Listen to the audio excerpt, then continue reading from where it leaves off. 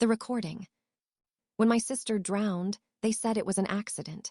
She wandered too far into the lake, the undertow pulled her under, and by the time anyone noticed, she was gone. We buried her a week later, but the ground didn't feel heavy enough to keep her there. At first, it was little things. A bedroom door creaking open at night. Wet footprints trailing across the hallway even though no one had been outside. My parents clung to the idea that grief made us see what we wanted. I knew better. I began filming everything. I told them it was to document our healing, but really, I was looking for her. And she was there. Not fully, not clearly, but in fragments, reflections in windows, distorted faces in family photos, a pale blur lingering at the edge of the yard.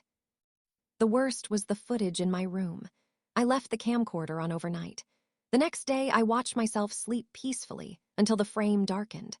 My sister was standing over me. Her skin was gray, swollen, strands of lakeweed tangled in her hair.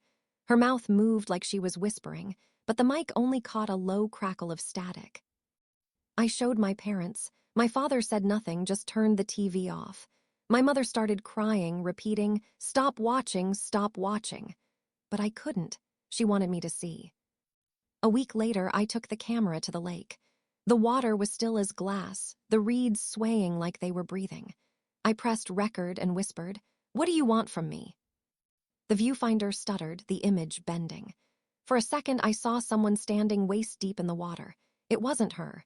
It was me. My face was pale, lips tinged blue, eyes wide with the same frozen terror I'd seen in hers. Then the screen cleared, just rippling water. I stumbled back, heart hammering, but the camera didn't lie.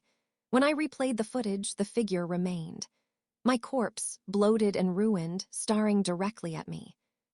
That night, the dreams began. I woke up choking on lake water, sheets drenched though the windows were shut tight. Every mirror I looked into showed me dripping wet, my hair clinging to my skull, my eyes glassy and dead. It wasn't her haunting me. She wasn't trying to reach out.